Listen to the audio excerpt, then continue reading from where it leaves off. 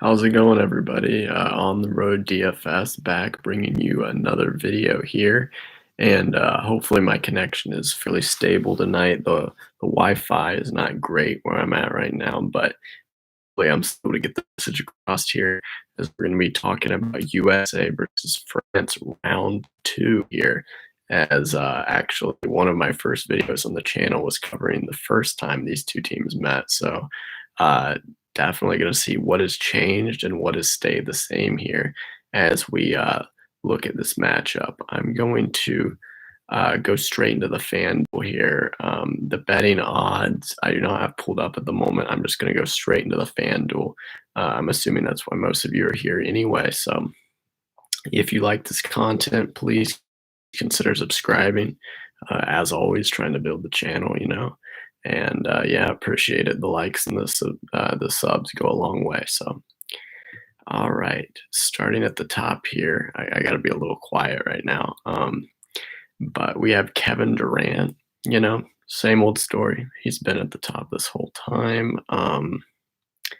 Nothing's changed. He's at 15.5. We saw his price fluctuate dramatically to 15,000 at one point. But he's back at 15.5 where he belongs, quite honestly.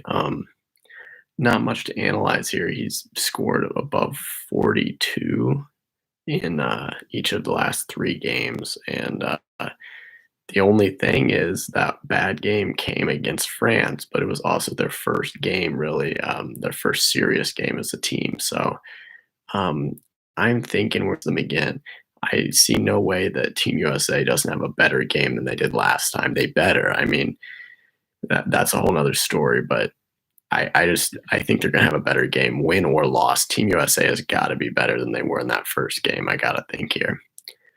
Moving right along, Drew Holiday next. Had a really nice game, another one against Australia, and I know you're probably sick of hearing it. I say it every video, but Drew Holiday, Mr. Consistency. That's my name for him here in these Olympics. 29.4 average on FanDuel.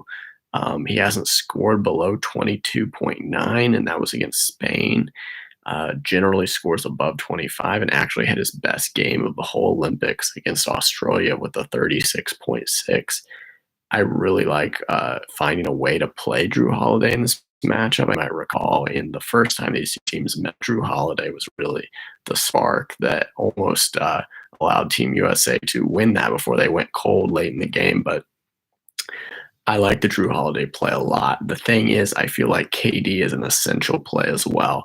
So you're eating up a lot of salary there. What, 29.5 thousand of your salary goes towards those two guys. So if you want to stack Drew and KD, you're just going to have to find some value here later on. All right, Rudy Gobert, he's also 14,000. Against Team USA, scored 26.3. I was a little harsh on this play. I think the first time they played, I really thought they were baiting people into playing him, and somewhat I think it was, but he proved himself there. I'm going to go through these other games here for France and see how Gobert fared. Czech Republic, 22 minutes, 10 rebounds, 2 assists, 6 points. Okay, the scoring wasn't exactly there, but he's going to get rebounds. Kind of surprised there were no blocks there either. He only shot the ball 5 times against the Czech Republic, 20-point blowout. France then played Iran, where Gobert played 18 minutes. He shot 2 of 7, 4 rebounds, 1 assist, only 6 points, but 2 steals. So he did get a couple steals from a FanDuel perspective in that Iran game. That would help him a lot. But man, I don't know. I know he's not a huge scorer, but I would think he'd be breaking 10 points in some of these games. He played 28 minutes against Italy. Okay, so his minutes increased when the closeness of the game, increased. 28 minutes, he shot 10 of 13, 9 rebounds, a steal, a block. Okay, 22 points on Italy. Okay, so Gobert had a monster game against Italy, just straight up. France versus Slovenia here. Gobert, this was just last night. 30 minutes, 3 of 8, 3 of 6 free throws, 16 rebounds, 3 assists, 4 blocks, a steal, wow, and 9 points. Alright, from a FanDuel perspective, that game was probably somewhat close to that other game just because of the blocks and the steal, but, so he's been turning it on here the last couple games. It seems like in the close games, Gobert comes to play. I mean, in the blowouts, you already know that sometimes he might be resting or whatever it may be. I would expect Gobert to have a solid game against the US. The thing is, he's the same price as Holiday. So that is a judgment call by you. You like Holiday, go Holiday. You like Gobert, go Gobert. I'm having a tough time picking between those two guys after seeing that they have the same price, to be completely honest with you. I'm probably gonna flip-flop on that right up until the game tips off. My gut initially was saying Holiday because he's so consistent, but it's just Gobert has really been doing nicely in these tough games, so I don't know, make that call for yourself. I might end up going Holiday on that, but there's really no saying. I'm honestly like, it's a true toss-up for that, with me right now. Alright, going on down, um, and also just wanna say sorry I'm not doing the graphics and all that right now. I'm have a very busy schedule right now, and I'm just trying to keep this content coming out to you and get my thoughts out there, but I can't edit it, and the Wi-Fi situation is not good where I'm at currently either, so, um, it's just it makes uploading a video in that way very difficult, and I wanna get this out to you in a timely manner, so that's why these live streams have been really helpful here. Here we have Fournier, and you might recall if you watched my initial video on France USA that I loved Fournier, and I think he cost 11.5 or 11. I think it was 11.5. His price has risen to 13.5. So let me be blunt. I still love playing Fournier, but for 500 less than Gobert or Holiday, it becomes a little more of a question mark. He's still their main scorer, but let me go through all these games Francis played here because I'm not sure what he did in the games after the US game myself, and I'm curious to see him. Against the Czech Republic, 27 minutes, 8 of 13, 3 assists, 2 rebounds, a steal. He scored 21 points. Okay, he was their leading scorer again. That's kind of his thing. He scores. Fournier. Okay, against Iran, he only played 14 minutes, shot 1 of 4, 2 rebounds, 2 assists, 3 points. Okay. They relied on their bench pretty heavily against Iran, it looks like. None of the starters played 20 minutes or more. Pretty heavy bench rotation there. Um, my guess is that they might have even played their bench like halftime on. That's kind of what I'm feeling with that one. Fournier, 35 minutes against Italy, 7 of 18, 3 rebounds, 4 assists, 4 turnovers, unfortunately, but 21 points, 1 point shy of the leading scorer, which is Gobert in that game at 22. Then against Slovenia last night, 28 minutes, 8 of 16, 4 of 6 from 3, 5 rebounds, 3 assists, 3 turnovers, 5 fouls. Wow. 23 points. So Fournier fouled out last night, apparently, but he still put up 23. Seems like he's a safe bet to put up 20 or more real points whenever they play a tough opponent that they're not resting their starters for, even in games that he fouls out, apparently. And he already did it against the US once. I like the play. I mean, there's multiple ways you could look at it. You could look at it that you only have to pay 500 more to get to Gobert or Holiday, or you could look at it like you're getting a $500 discount to play Fournier, who will probably be the leading scorer for France, highly likely. Although De Colo was actually the leading scorer against Slovenia, but we'll get to him here in a minute. Devin Booker at 13,000. Okay, so he's been great the last 2 games. He's put up 30 or more, and I like the play, I guess, but not that much for 13,000. I like Booker as, like, a value guy, but I think when you start pricing him at 13K, it's just like, where is the value? If he puts up a 30-point game, then you're looking good, but, I mean, honestly, that's about what you would want for 13,000. Like, you would not want him to score 20 or less if you're throwing 13K on Devin Booker. So just keep that in mind. Like, you do need to find value here. And I personally feel like a lot of Devin Booker's value kind of got taken away by that high price tag. But that's just kind of what I'm feeling. You let me know. Hey, I appreciate the like, by the way. It goes a long way. But let me know what you think for sure. I just personally think pricing Devin Booker at 13,000. Yeah, he's been good, but Booker is the type of guy that I liked him earlier in the Olympics when you could get him for like you could get him for under 10K, I think originally. And then he had a lot of good games, and you see what happened, 13,000. Like, he could have another good game. I don't really like taking a chance at 13K on that. You like need him to do 30 or more at that price. So that's my take on Booker. Okay, Nando De Colo for France at 12.5. This was the guy I put in my lineups for the first time the US and France played, and it paid off pretty well. He put up 29.5 in that game, but I have not been following France after that game, so that's why I'm going through these other games and letting you know what they did afterwards. Okay, so Czech Republic, France. 17 points, 8 assists. Wow, 2 steals, a rebound. Okay, 4 turnovers, so he turned it over a bit, but De Colo, he was hot again against the Czech Republic. The Iran game, I almost just want to not even read you guys the stats from this Iran game because it's pretty clear. France rested their starters. It really seems like they rested them the whole second half. But De Colo, he played 15 minutes the whole game. He went 4 for 4 shooting, 2 of 2 free throws, 5 rebounds, 5 assists, a steal, scored 10 points. Actually, as far as the starters go, De Colo had the best game in his limited minutes against Iran. Italy, France, De Colo 17 minutes, 0 of 5 shooting. Wow, 4 of 4 free throws, 4 rebounds, 7 assists, 3 steals, 5 turnovers though, and 4 points. So he did make up for his general lack of scoring in other areas, but that five turnovers does hurt. I think my take on it would just be that Italy was maybe not his best game. Let's see here. Okay, 32 minutes against Slovenia. This was last night. I actually wanted to watch this game, but I did not get around to it, unfortunately. 32 minutes, 8 of 17 shooting, 3 of 5 from 3, 6 of 6 free throws, 7 rebounds, 5 assists, only 2 turnovers, and 25 total points. All right, so let me be blunt here. I really like the De Colo play, like a lot actually.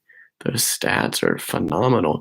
I almost feel like you got to find a way to plug in Fournier and De Colo here with KD, and then find a couple other pieces. That's what I'm feeling here early. Just my initial thoughts here. Um, like I said earlier, I like the Gobert and I like the Drew Holiday play, but that uncertainty about which one of those guys is going to be the better play kind of just has me leaning, KD, um, De Colo, and Fournier is kind of what I'm thinking here. All right, let's see what we got next here after De Colo, and he's only 12.5, not the worst price for that kind of production. Oof. Jason Tatum, the price fell back down to earth here at 12,000. I understand why. Interesting little fun fact here. He scored 22.6 exactly the last 2 games. And that's not a bad number, but that's kind of what I said in my last video. I was like, I don't know if his ceiling really justifies his price in that last game. I think he was 13.5, and I was like, he scored over 31 time in the Olympics. I'm not putting that money towards that. At 12,000, I think you could justify it a little more. If you can find a way to get him in there, it's just like I feel like this slate is kind of top heavy. Like you really want to get some of those like expensive guys in there, and I just don't know if you really find a place to get a 12K Tatum in there. If you do, like, all the luck to you, and maybe I'll be able to figure it out in my lineup if it makes sense, but I'm not anticipating that, especially if you go for Gobert or Holiday in addition to KD. And I'm assuming most of you are going for KD. Like, I feel like you kind of have to play KD. That's like a very scary fade. So that's 15.5 out of the gate, out of your salary. So if you can find a place to put Tatum, sure. Damien Lillard, 11.5, cheapest we've had him. And man, I just don't know what's up with Dame. He is not really, other than Iran, where he was hitting it pretty well from three. Tatum, or excuse me, Lillard has just not had a very good Olympics, to be honest.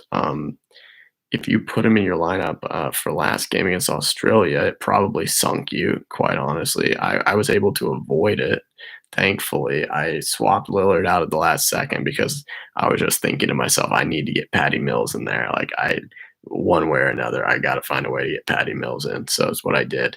And it resulted in Lillard getting kicked out of the lineup. But that ended up being a great call. That being said, hear me out here.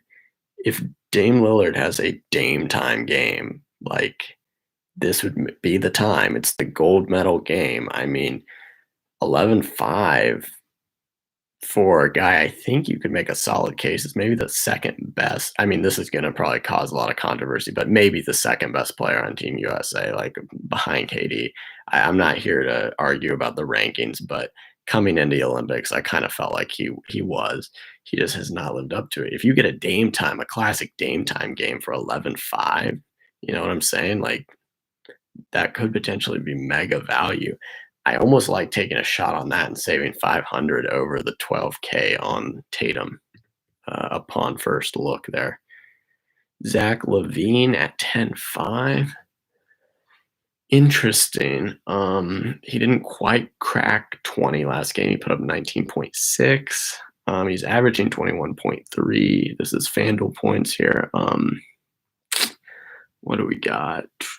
His best game was against Iran. Yeah, it's kind of what I said last video. His best games have been against the not very good opponents. I think he comes off the bench still. I'd have to fact check that. And I mean, he's not one of the main guys. He's gotten really good. Like, he's gotten great production when he's on the floor, but he's still not, I wouldn't say he's one of the main guys still. Some people might argue with me on that. I would say he's not, but the fact of the matter is, when the bench guys get more time, those are the games when Levine really goes off. And I don't see that happening against France. The first time they played France, he put up 13.9.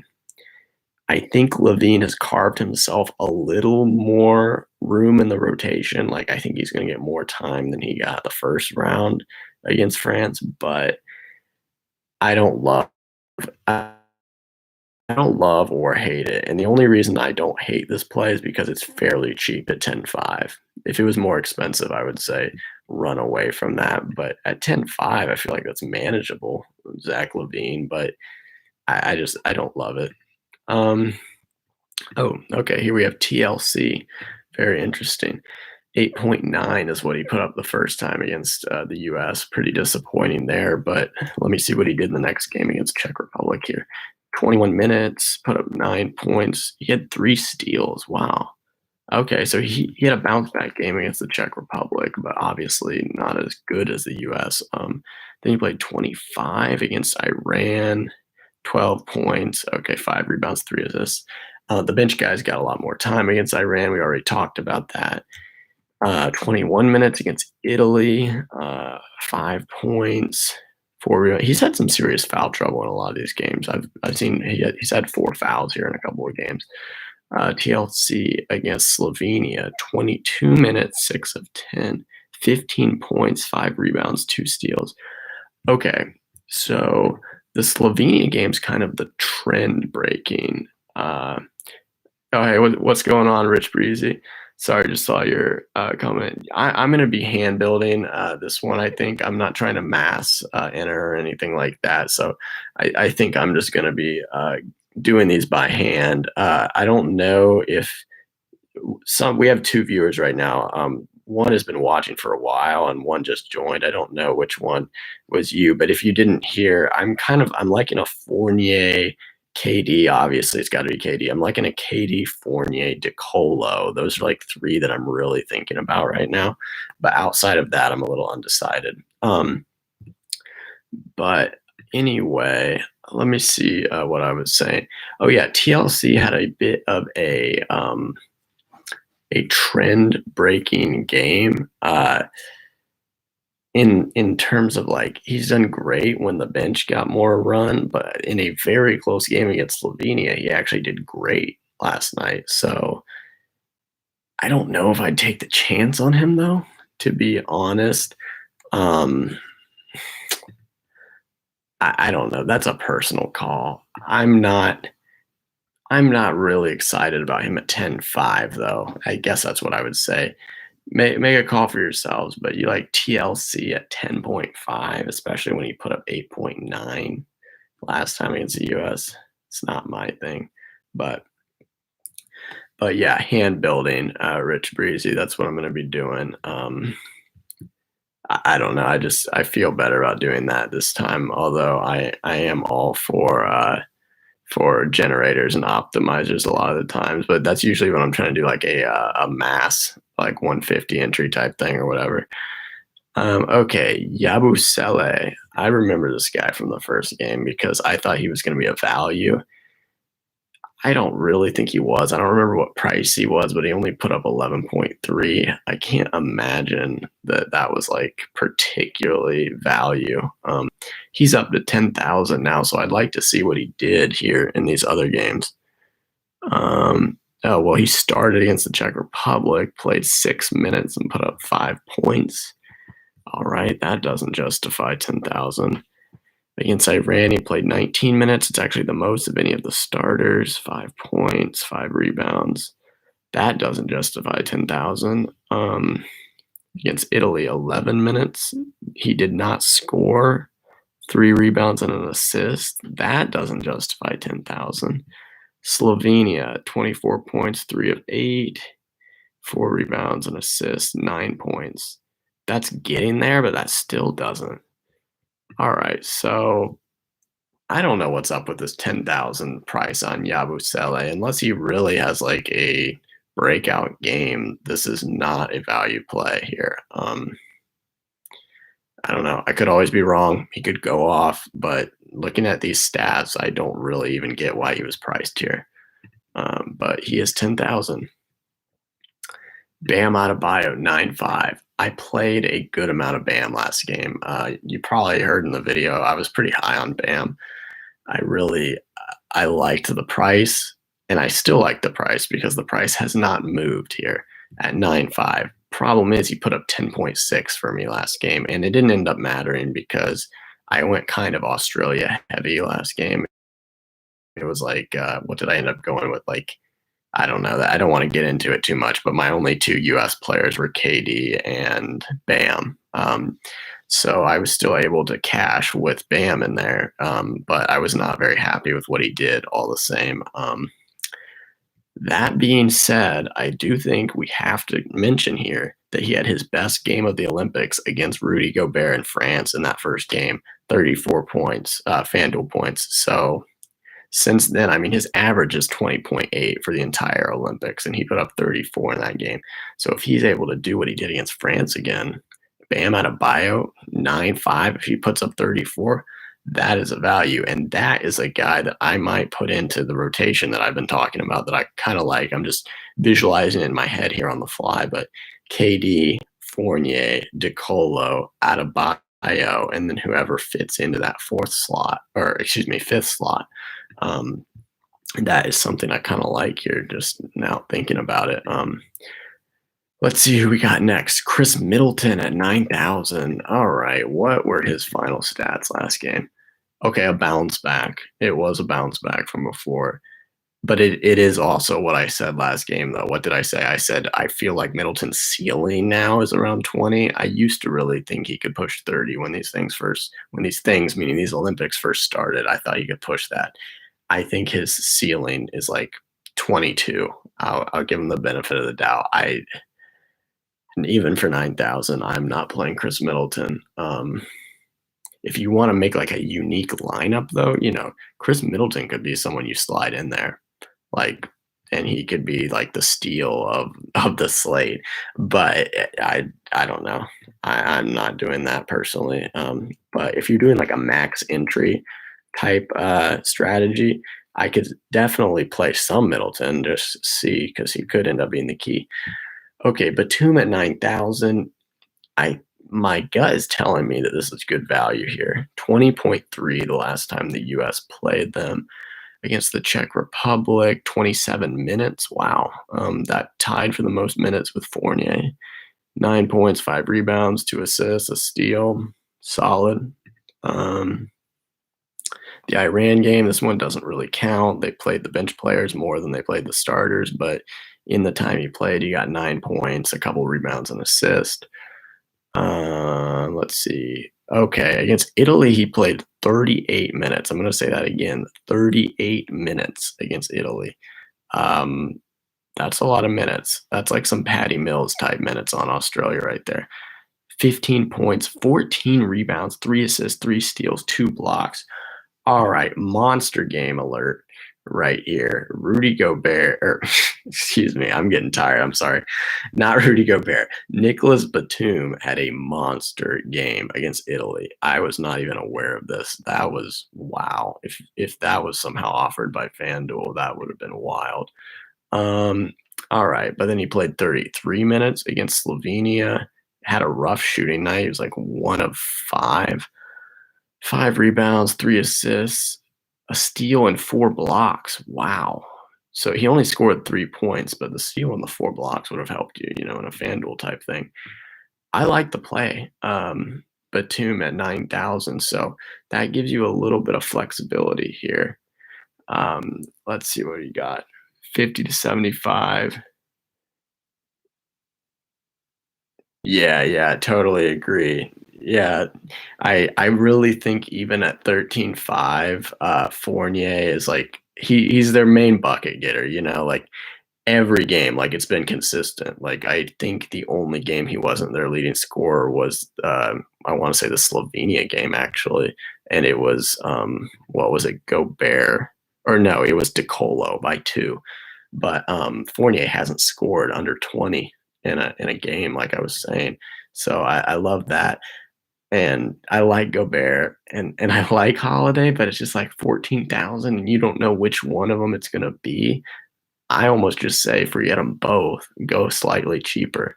That's kind of what I was thinking with that build. But yeah, I appreciate you throwing that out there. I definitely like a max, more of a max entry strategy. Obviously, you were maybe going like 50, 75, you said. Or wait, building by hand, or you're only doing 15 to, okay, still either way, I mean, just get a nice little spread there of lineups and you'll be good. Sorry, I misread that at first. But I like the odds, man. And we've already seen France US one time, so you'd think the minutes would play out fairly similarly. But anyway, let me see what I got here. But I will throw that into the mix, actually. Batum. I like Batum as well. So that might be something in your utility slot you could play around with, is maybe like some Batum out of bio type stuff. I don't know.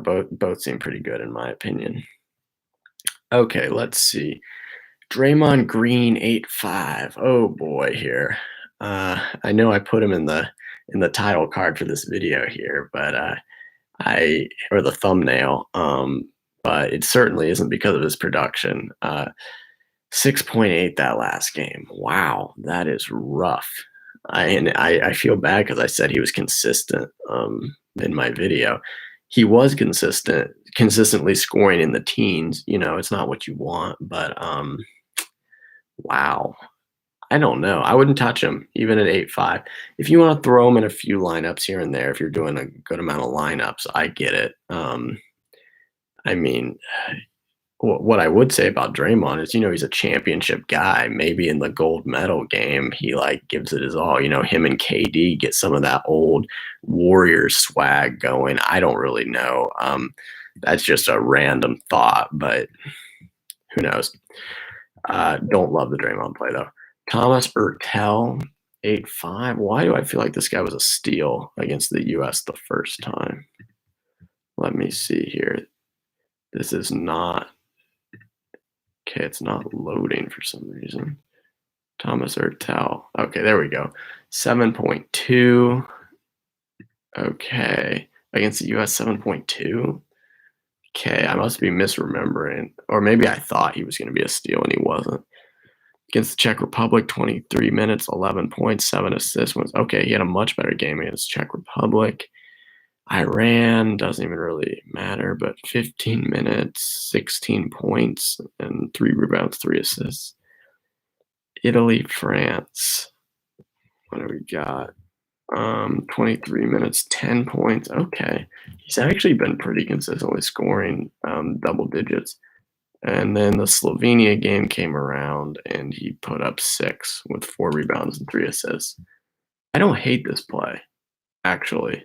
I really don't. I don't hate the Ertel play.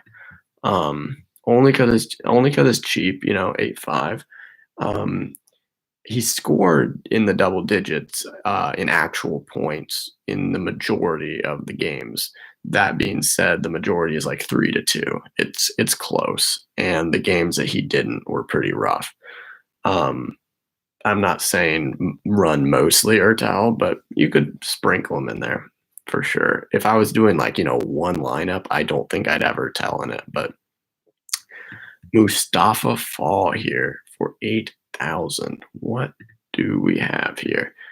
9.8 against the U.S., which, as I recall, was actually more than we were expecting from him. I think he was a very cheap player last game. His price came up a little bit.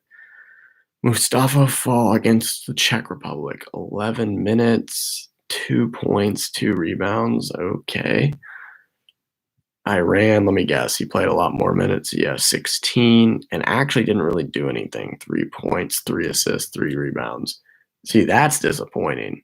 That should tell you a lot right there. He had his big opportunity getting a lot more minutes against Iran and didn't really do anything with them. Just going to throw that out there. So, in a best case scenario, if he somehow gets a lot of minutes against the U.S., it doesn't even guarantee he does much, considering he couldn't against Iran.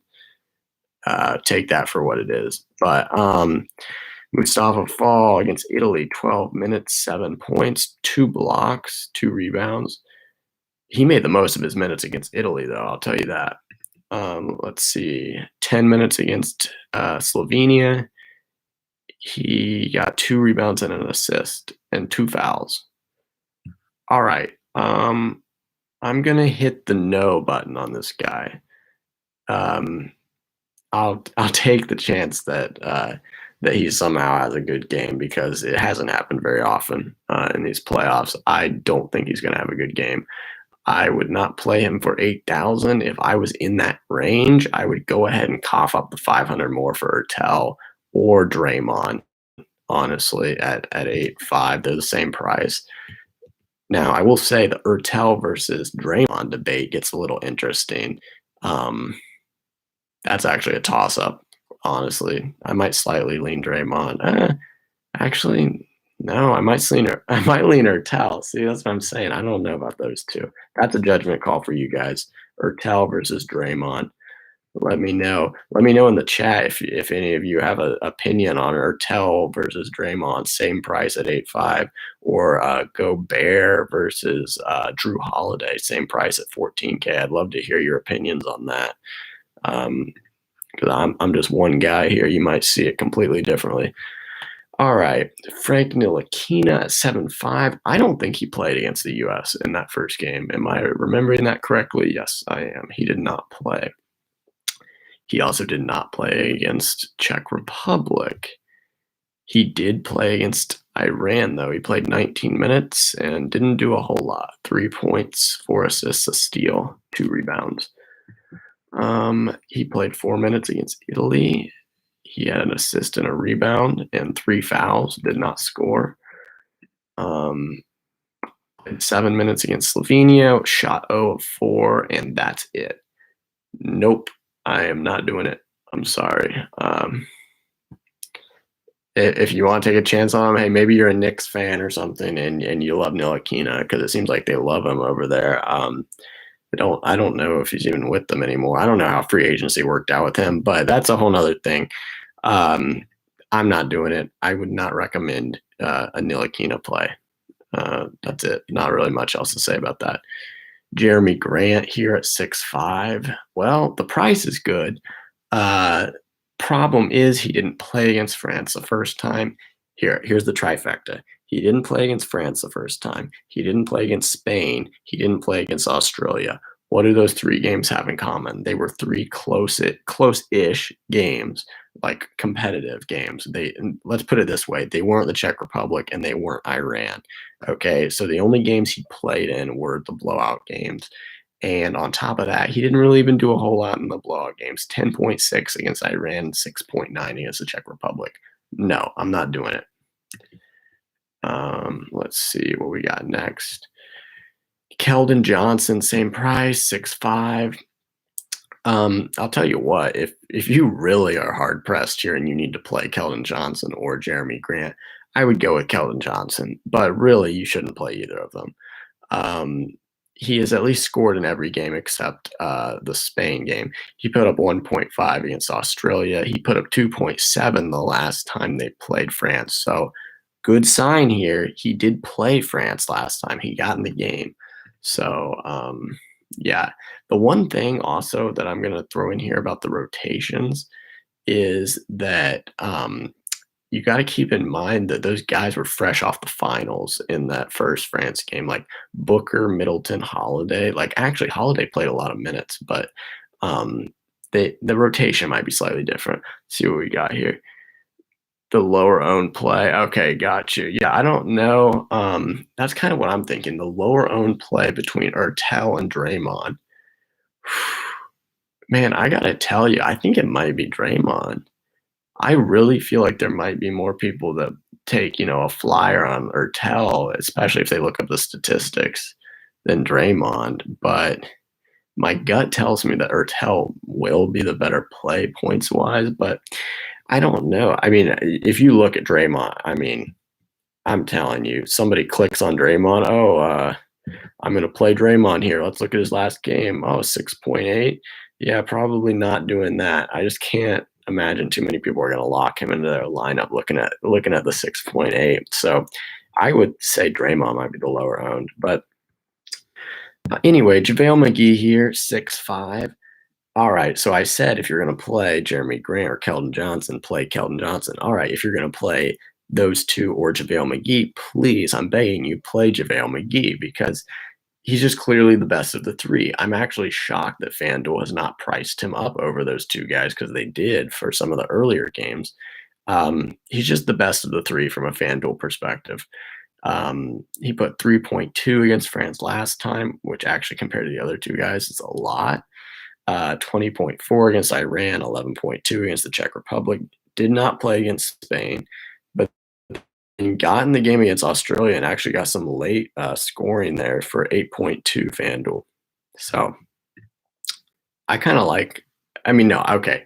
I got to take like 20 steps back there. I do not like the JaVale McGee play, but if you have something you are in love with, like 4 of your 5 slots, and you're like, this is so great, and it leaves you with 6,500, I would go with McGee of those guys. It's not like I'm saying priority play McGee. Please, for the love of God, don't prioritize JaVale. But all right, we're down to the last 3 guys here. They are all from France. Peter Cornelli.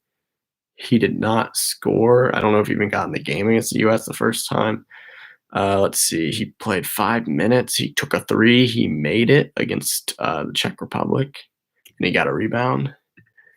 Against Iran, 11 minutes. See, the bench guys, their minutes were up. 2 points, 2 assists, 5 rebounds. Yikes. Even in his opportunities, man.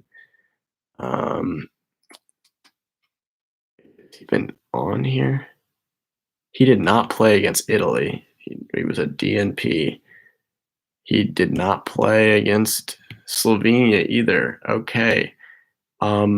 Really zero reason to play him. I just don't see it. He's 6'5". Yeah, McGee. McGee is the elite guy for 6'5". Just if there's one takeaway from that price range, it's McGee.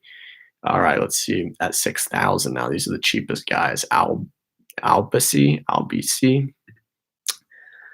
did not score, at least didn't play maybe against the U.S. Played 14 minutes against the Czech Republic, an assist and a rebound, didn't score. Against Iran, this was, I've said it 90 million times, but this is when the bench guys got more runs. 16 minutes, 0 points, 4 turnovers. All right, so that's horrible. I'm not going to sugarcoat that. That's really bad. 5 minutes against Italy, did not score. All right, and wait, did he play in this game? No, he was a DMP against Slovenia. Not to be dramatic here, but I feel like I could have put up numbers similar to this guy. So so far for Team France, and I mean, I am by no means tall or anything like that, but these are bad stats. I mean, you want to put me in the game to turn the ball over 4 times against Iran. I bet I only turned it over 3 times. Let's see here. Oh, this guy, Poirier, he's the final guy for 6,000. And interestingly enough, he actually scored 10.8 against the US the first time they played. He's one of the 2 cheapest guys here. Against the Czech Republic, Poirier, 19 minutes, 14 points, 5. Wait a minute, did we just find a hidden gem here? A diamond in the rough? Because that's really good stats against the Czech Republic. How about Iran? 15 minutes, he shot 5 of 7, 10 points again, 2 steals, 2 turnovers, 2 rebounds. I mean, solid. Poirier against Italy, 6 minutes, 3 rebounds, turnover, and no points. Okay, rough Italy game, very rough Italy game. And he was a DMP against Slovenia.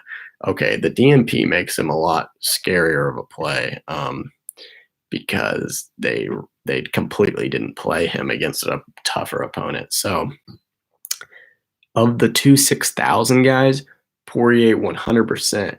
And honestly, there are some guys at 6'5" that I'd play him over too.